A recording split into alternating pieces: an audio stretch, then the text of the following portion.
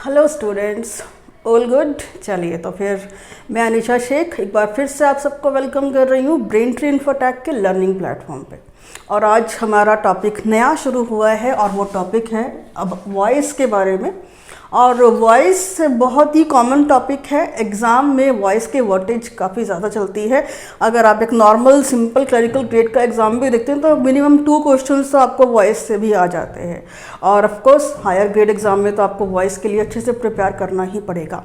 तो exam point of view ले लो, वो चाहे आप नॉर्मल, अगर आपको स्पीकिंग पॉइंट ऑफ व्यू भी लेना है कि आपको कन्वर्सेट करना है लैंग्वेज में और आपको सीखनी है how to speak in English, in that also it plays a vital role. तो वॉइस तो आपको सीखना पड़ेगा इन एनी हाउ। बहुत सारे बच्चों को पहले से ही वॉइस की नॉलेज है, वॉइस क्या है, कैसे कन्वर्ट होते हैं, कहाँ इनका इस्तेमाल होता है।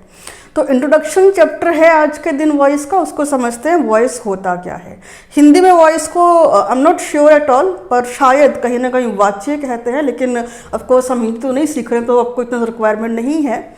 इंग्लिश ग्रामर में वॉइस को 2 पार्ट्स में डिवाइड किया गया है। पहला पार्ट होता है आपका एक्टिव वॉइस और दूसरा पार्ट होता है आपका पैसिव वॉइस। ये 2 तरह के वॉइसेस आपको करने होते हैं। एग्जाम में आने वाले पैटर्न में हमेशा आपको एक्टिव वॉइस मेंशन किया होता है अलॉन्ग विद दैट 4 ऑप्शन, ठीक है। उन 4 ऑप्शंस में से एक करेक्ट पैसिव वॉइस आपको उस एक्टिव स्टेटमेंट के लिए चूज करना होता है। ये तो हुआ एग्जाम के रिगार्डिंग। बट सवाल ये उठता है कि जब ऑलरेडी एक्टिव वॉइस हमारे पास अवेलेबल है तो ऐसी क्या नीड हो गई हमको कि हमें पैसिव वॉइस बनाना पड़े। तो सिंपल सी बात है, एक्टिव वॉइस हम अपने सेंटेंस के सब्जेक्ट के ऊपर फोकस करवाता है, राइट। जो भी आपका सेंटेंस है अगर आपको फोकस करवाना है उसमें काम कौन कर रहा है, काम कौन कर रहा है माने सब्जेक्ट कौन है, तो आप एक्टिव वॉइस में बात को बोलते हैं। उसके ऑपोजिट जब आपको पैसिव वॉइस बनाना है तो पैसिव वॉइस में आपके सेंटेंस में आने वाले ऑब्जेक्ट के ऊपर फोकस करवाया जाता है, मतलब कौन सा काम किया गया। तो ध्यान रखना है, जब भी एक्टिव वॉइस होगा तो किसने काम किया है ये इंपॉर्टेंट होता है, और जब पैसिव वॉइस किया है तो कौन सा काम किया गया ये इंपॉर्टेंट होता है। जैसे मैं कह दूं कोई बांसुरी बजा रहा है, तो यहाँ मैंने पर्टिकुलर फोकस किया उस कोई के ऊपर, तो मेरा ध्यान था कोई जो है वो बांसुरी बजा रहा है। लेकिन अब उस कोई का नाम नहीं मुझे पता ना, like someone plays the flute, not guitar, someone plays the flute, right. अब अगर मुझे फोकस करवाना किस पे कि फ्लूट पे, बज क्या रहा है भाई, आवाज़ किसकी आ रही है, फ्लूट की आ रही है, मैटर नहीं कर रहा है कौन बजा रहा है, कोई भी टॉम डिक एंड हैरी बजा रहा होगा, it doesn't matter to me, but the matter words की क्या चीज़ की आवाज़ आ रही है। आवाज़ किसकी आ रही थी, मुझे फ्लूट की, तो फ्लूट कौन था, मेरा ऑब्जेक्ट। तो जब मुझे ऑब्जेक्ट पे फोकस करवाना मैं बोलूँगी द फ्लूट इज प्लेड, कौन बजा रहा है नो मैटर्स, ठीक है। इतना क्लियर हुआ। वॉइस में एक्टिव में सब्जेक्ट पे फोकस होगा, पैसिव में ऑब्जेक्ट पे फोकस होगा। उसके बाद देखो कुछ 2, 3, 4 रूल आपको ध्यान रखने होते हैं पैसिव वॉइस कन्वर्ट करने के लिए। आप किसी भी टेंस का, ठीक है, 3 टेंस थे ना हमारे पास, प्रेजेंट, पास्ट और फ्यूचर, आप किसी भी टेंस का पैसिव वॉइस कन्वर्ट करेंगे आपको ये 4 रूल बहुत अच्छे से दिमाग में लेके चलने हैं।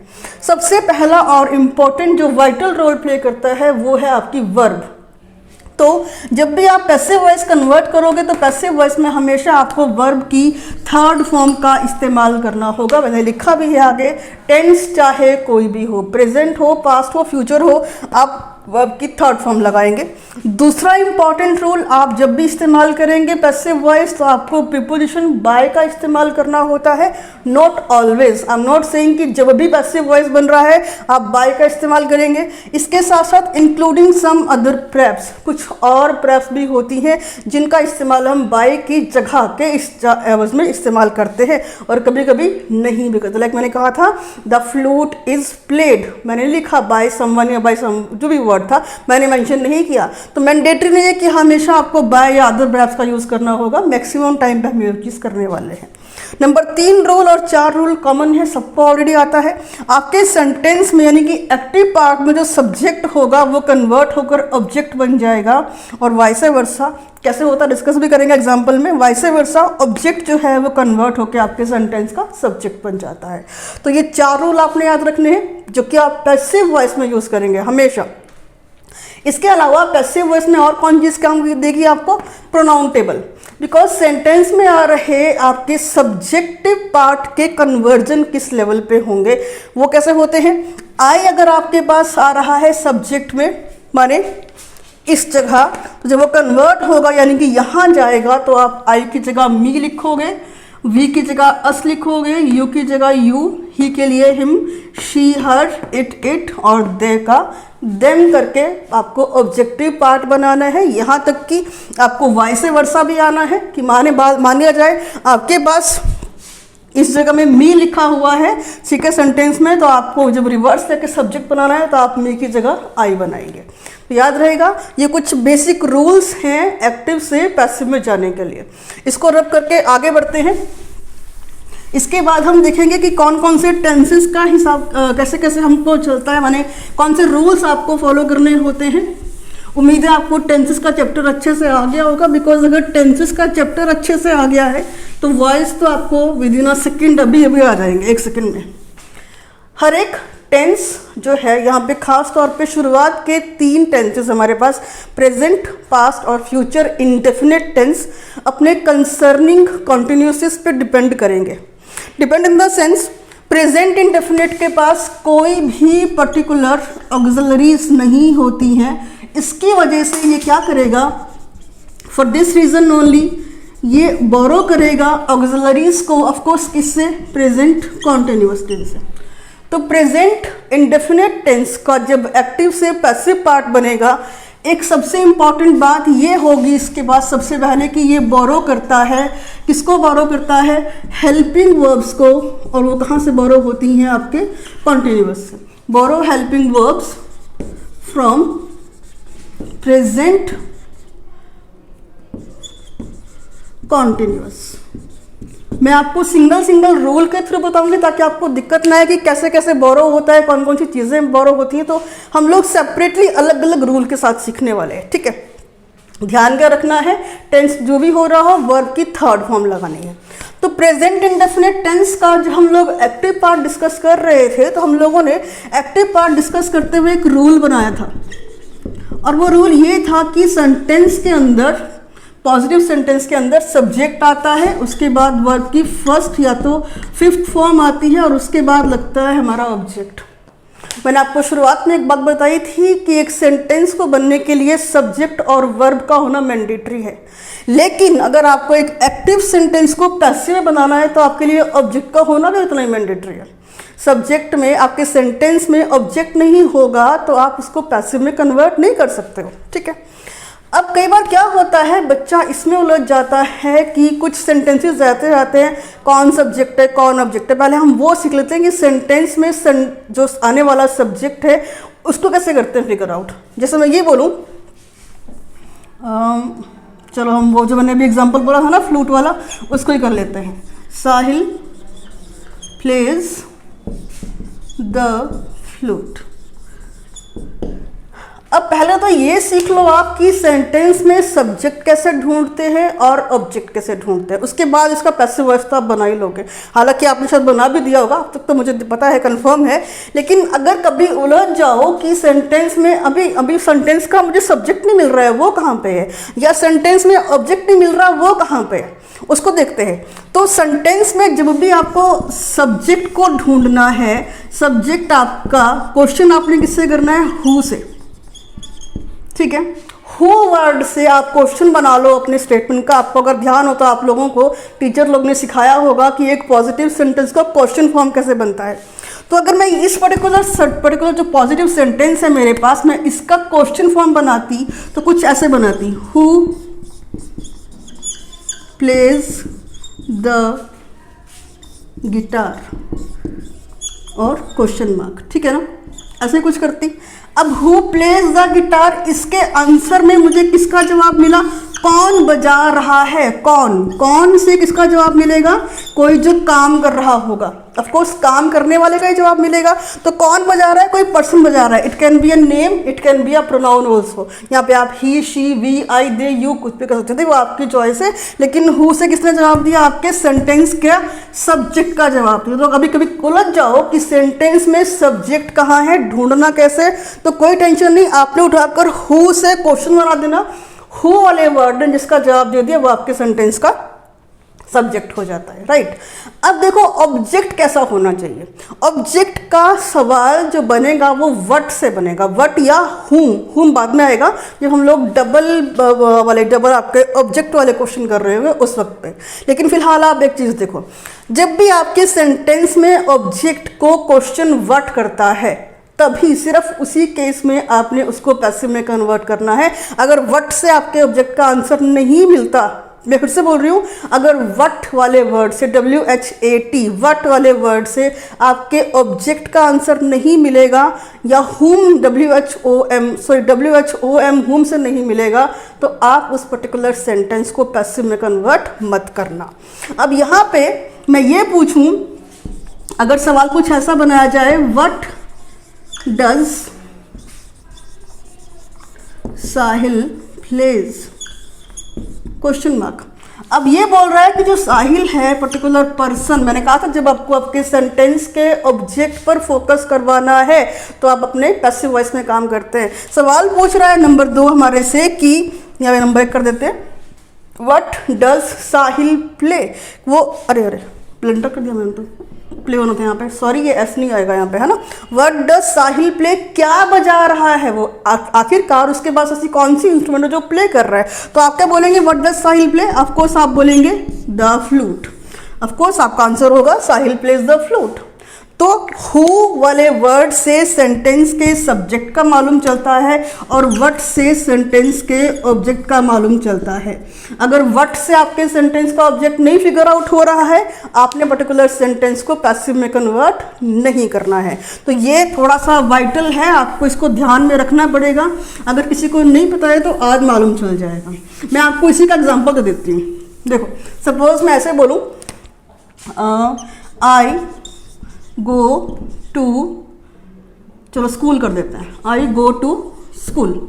और मैं आपसे बोलूँ कि जी चलिए सेंटेंस मैंने आपके सामने एक्टिव में लिख दिया है, आप इसको पैसिव में कन्वर्ट कर दो। तो आप में से मेरे हिसाब से 10% बच्चा ऐसा होगा जो इसका पैसिव बनाने की ट्राई करेगा।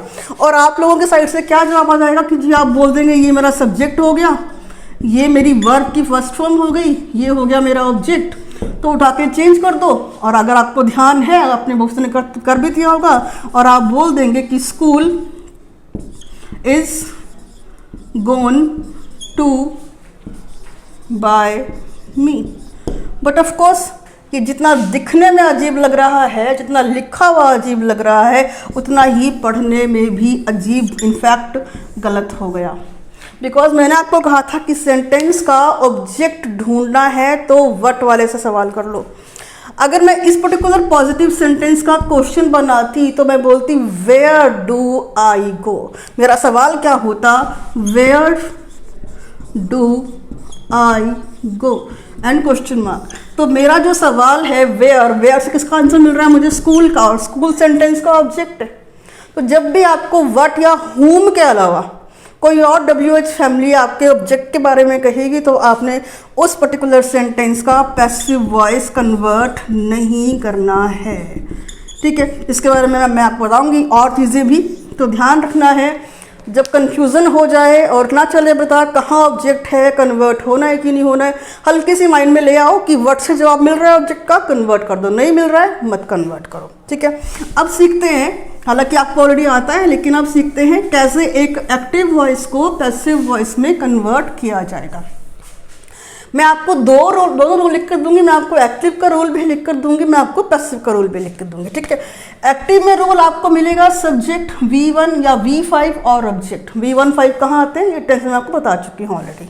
अब जब इसी को आपको पैसिव में कन्वर्ट करना है तो आपको क्या रोल करना पड़ेगा, हमने लिखा था हमारे सेंटेंस का सब्जेक्ट कन्वर्ट होके ऑब्जेक्ट बनता है और हमारे सेंटेंस का ऑब्जेक्ट कन्वर्ट होके सब्जेक्ट बनता है। तो वेरी फर्स्ट बात क्या होगी, जो भी हमारे सेंटेंस में ऑब्जेक्ट है उसको उठाकर हम आगे ले आएंगे, ठीक है। फिलहाल में के लिए मैं सब्जेक्ट की जगह ऑब्जेक्ट ही लिख रही हूँ, ये शुरुआत में आकर ऑफकोर्स आपका सब्जेक्ट ही बन जाता है। उसके बाद हम कर रहे हैं प्रेजेंट इंडेफिनिट टेंस, जिसके पास अपनी कोई ऑक्सिलरी नहीं होती, और हमने कहा था कि हर एक टेंस कंसर्निंग कॉन्टिन्यूअस से बोरो करेगा। तो प्रेजेंट इंडेफिनिट टेंस बोरो कर रहा है हेल्पिंग वर्ब प्रेजेंट कॉन्टिन्यूअस से। प्रेजेंट कॉन्टिन्यूअस में 3 हेल्पिंग वर्ब होती हैं, इज, एम और आर, इनमें से अकॉर्डिंग टू दिस सब्जेक्ट जो भी ये लास्ट में वर्ड है इसके हिसाब से आपको कोई भी इज, एम और आर में से बोरो करना होगा। इज का इस्तेमाल सिंगुलर में करोगे, आर का इस्तेमाल प्लूरल में करोगे, एम का इस्तेमाल आई में करोगे। ये ऑलरेडी हम लोग टेंस में सीख चुके हैं। फिर हमने कहा था आपकी वर्ब की फॉर्म फर्स्ट हो, फिफ्थ हो, फोर्थ हो या फिर सेकेंड हो। जब भी पैसिव कन्वर्ट करोगे आपको कुछ नहीं सोचना है, आंख बंद करके आपको सिर्फ वर्ब की थर्ड फॉर्म लगानी है। 3 चीज़ें आ गई। फिर हमने कहा था कि हमें लगाना होता है प्रीपोजिशन बाय, तो लगा देते हैं यहाँ पर बाय। नॉर्मल किसी जब भी रूल बनाओगे आपको बाय लगाई जाएगी, बाकी सब कहाँ कैसे लगती हैं वो हम सीखते रहेंगे अल्टरनेट ग्रेजुअली करते हुए। अब हमारे सेंटेंस में जो एक्टिव सेंटेंस का सब्जेक्ट है ना, इसको कन्वर्ट करना है, कैसे बनाना है, ऑब्जेक्ट बनाना है। तो आखिर में ले आओ इसको अपने सब्जेक्ट को, और यहाँ पर आकर ये बन जाएगा ऑफकोर्स आपके सेंटेंस का ऑब्जेक्ट। ठीक है, अब एक एग्जाम्पल करते हैं इसी से रिलेटेड। सपोज हम कहें वी वॉच टेलीविज़न। हम बहुत ही सिंपल सेंटेंसेस को फॉलो करेंगे और ऑफ कोर्स ग्रेजुअली एडवांस पे आएंगे। तो वी वॉच टेलीविज़न। अब सबसे इम्पॉर्टेंट तो ये होता है, जब आप अभी तो सिंगल सिंगल चलेगा कि टेंस इंडिविजुअली आपके सामने आएगा कि ये प्रेजेंट इंडेफिनिट टेंस है, ये पास्ट इंडेफिनिट टेंस है, आपको दिक्कत नहीं आएगी। लेकिन जब कंबाइन आपके सामने आएगा तो शायद आप उलझ जाओ। तो मैं बता दूं आज ही एडवांस में कि जब भी आपको पैसिव वॉइस कन्वर्ट करना है आपको फोकस हमेशा आपके सेंटेंस में आने वाले वर्ब के ऊपर करना है। क्यों? बिकॉज इसी वर्ब पे डिपेंड करेगा आप कौन सी ऑक्सिलरी लगा रहे हो, कौन सी हेल्पिंग वर्ब लगा रहे हो। अब देखो यहाँ पे ये मेरे पास वी आ गया सब्जेक्ट। कैसे मालूम चला? कौन देख रहा है TV, who actually watches the TV. तो जब हु का आंसर आ गया तो कौन हो गया? सब्जेक्ट। कौन सा काम कर रहा है? वो देखने का। ये कौन सी फॉर्म है वर्ब की? वॉच, ऑफकोर्स फर्स्ट फॉर्म है। और मैं क्या देख रहा हूँ? क्या, वट का जवाब किसने दिया? टेलीविजन ने। तो ये आ गया मेरा ऑब्जेक्ट। तो सब्जेक्ट हो गया, वर्ब की फर्स्ट फॉर्म हो गई और ऑब्जेक्ट हो गया। तीनों चीज़ें आ गई जो कि मेरे एक्टिव के, जो कि मेरे क्वेश्चन पार्ट में लिखी हुई थी। जैसे ही मैं इस एक्टिव पार्ट को पैसिव में कन्वर्ट करूंगी मुझे क्या करना पड़ेगा? जो मेरे सेंटेंस का ऑब्जेक्ट है यानी कि ये उसको उठा के मैं आगे ले आऊंगी। कौन है ऑब्जेक्ट? टेलीविजन है। टेलीविजन एक नाउन है तो जैसा है वैसा ही आ जाएगा। हम क्या बोलेंगे पैसिव कन्वर्ट करते हुए यानी कि आंसर बनाते हुए?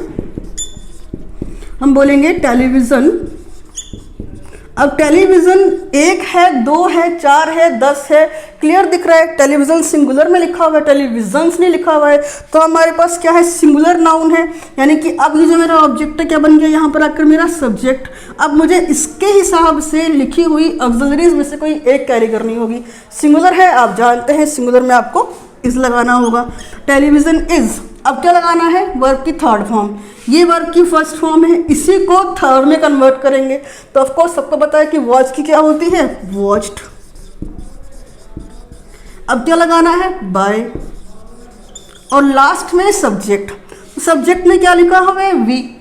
थोड़ी देर पहले ही हम लोगों ने प्रोनाउन टेबल डिस्कस किया था। अगर तो आता है तो well and good, by the way नहीं आता है तो देख लो कि वी जो कि आपके सेंटेंस का सब्जेक्ट है जब कन्वर्ट होकर ऑब्जेक्ट बनेगा तो वी का बनाते हैं आप अस। ठीक है, तो आप बोलेंगे यहाँ पे हो जाएगा अस और फुल स्टॉप।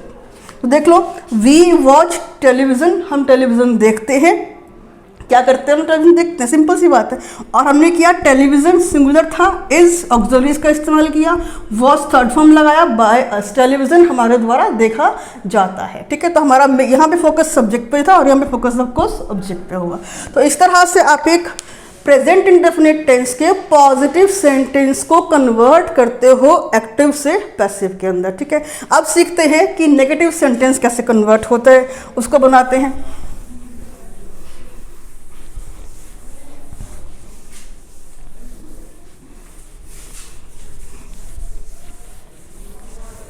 रूल अगर आप अपने पास नोट डाउन कर लेंगे तो आपको बहुत बेनिफिट हो जाएगा।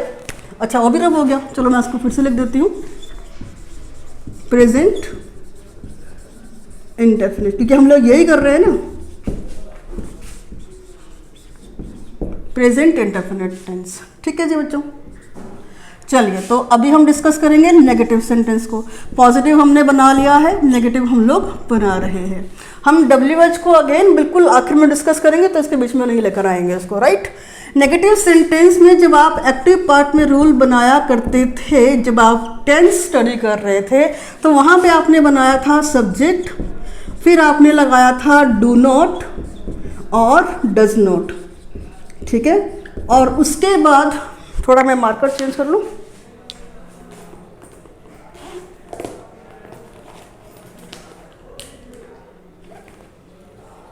और उसके बाद आपने लगाया था वर्ब की फर्स्ट फॉर्म और लास्ट में आपने लगाया था ऑब्जेक्ट। ये ऑलरेडी आपको मिल रहा होगा, तो आपको क्वेश्चन में दोनों नहीं बनाने हैं, आपको ऑलरेडी ये वाला पार्ट बीइंग अ क्वेश्चन मिल रहा होगा, इस पार्ट से कन्वर्ट करके आपको पैसिव में जाना होगा, ठीक है।